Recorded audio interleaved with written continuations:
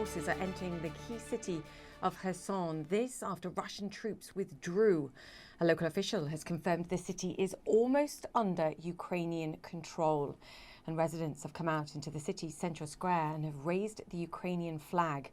I want to get straight now to Nick Robertson, who's outside Kherson. Nick, and you've already been speaking to people who I think are amazed, elated at what we're seeing. What more can you tell us about just how much control Ukrainian forces now have? They're getting stronger and stronger control. That's what we've seen through the day. And indeed, late afternoon, we've been able to see what appear to us to be reinforcements, military reinforcements, on their way south towards Kherson. We've seen tanks, we've seen armoured personnel carriers, we've talked to troops who are very confident about the operation, who are very confident about the way that it's gone so far. They say that it's going according to plan. We talked to the residents in a town just liberated by the Ukrainian troops just yesterday. They were absolutely delighted with what the Ukrainian forces had done for them. They were waving at us when we were driving in. These people have been living under Russian control for about the last 8 months or so. The stories that they were telling us were harrowing. An old lady, a pensioner, perhaps in her 80s, told me that the Russians had threatened to kill her, threatened to bash her brains in. A young girl, 15 years old, and her mother was there as well. She told us that she'd been taken away, kidnapped by the Russians over the last few days while they were here. She said they put a bag on her head, took her to the basement of a house, beat her. They wanted to know where Ukrainian troops were, and she thought that she was going to be raped. The stories have been very difficult for people to live with here. There's a lot of emotion on the streets today. People out seeing friends, relatives, neighbours who they really haven't been able to congregate with for a long time. Very emotional reunions. But I think there's a general sense of relief, a huge relief. The city in a strange way, the town rather in a strange way, was very quiet because there's this relief, but people don't know what's going to happen next. They've been so traumatized by what they've been through recently. The past few weeks, they said the worst with a lot of looting, the Russians stealing a lot of cars. We saw the bank had been broken into and completely trashed in the town. So it's been a very traumatizing period, and people really are only just beginning to come to terms with that sense of freedom. Very happy with a young boy who was the first one to raise the Ukrainian flag in the city as the Russians left, even he said before the Ukrainian troops arrived. And I think that's what we're getting a sense of in Kherson tonight as well. I think one of the interesting things that we've heard from the Russian troops, they said that they'd pulled all their troops out as planned and they had saved all their equipment. Well, I can tell you from what we've seen here today, the Russians absolutely have not saved all their equipment. We've seen a lot of it blown up by the side of the road, a lot of ammunition left behind and scattered. So the notion that Russia escaped without losing equipment really doesn't bear up to scrutiny of the facts on the ground, Julia.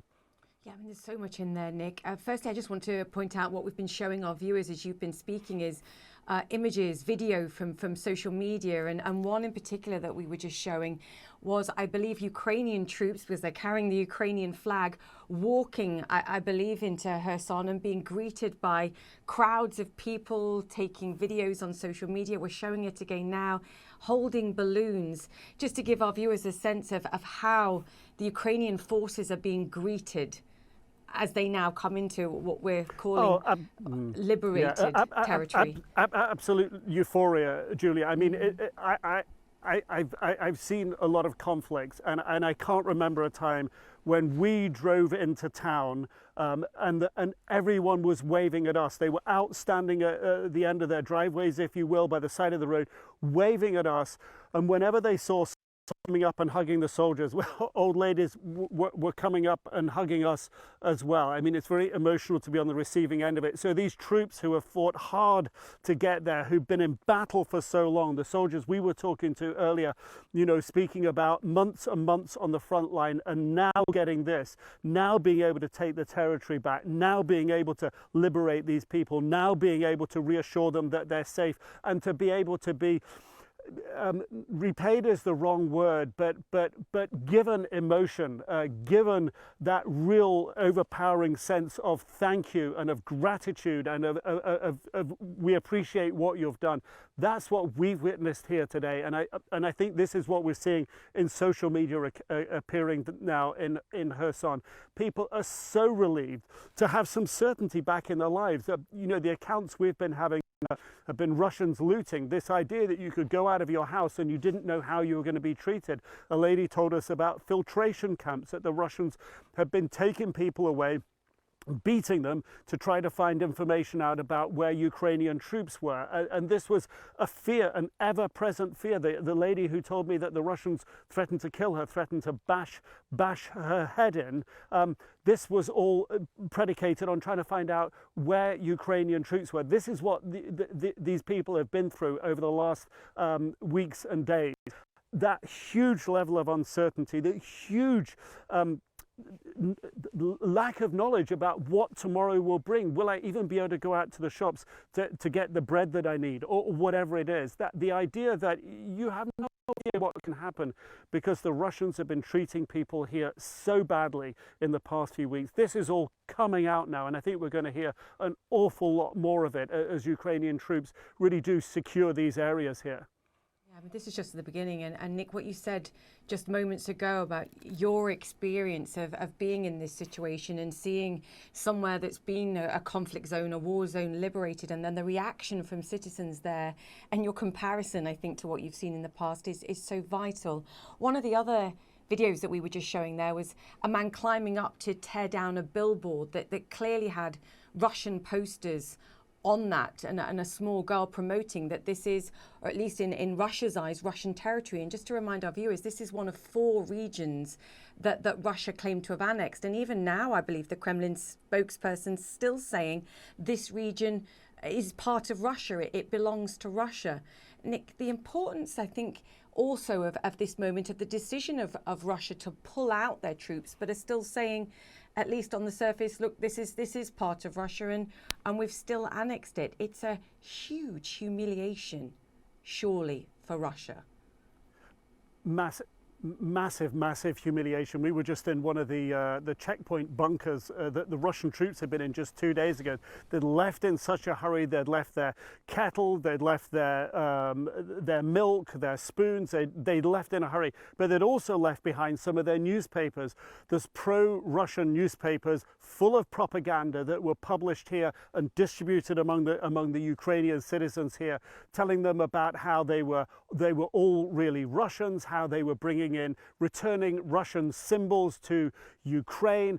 All this sort of narrative that Russia has been forcing on the people here, forcing them to accept that they were part of Russia, and telling them these are the reasons that we believe it. Here are all the icons and statues and the things that are important to Russia that we think are part of Ukraine as well. And this has been, by and large, rejected by the population here, who have not at all agreed with what's been imposed on them, but have had no way to challenge it, because those that stood up and challenged the Russian authorities were often taken away, beaten. Some of them never reappeared again. We know some of them have been killed. So this is a huge humiliation for Russia to lose this. It's a humiliation for President Putin. It is a political, it is a political blow to President Putin. He's previously been seen as somebody who has a very smart and calculating strategy to make Russia great. This is what he sells to the Russian people, and what they are witnessing here, even those troops who are leaving, what they've witnessed here is that's not the case.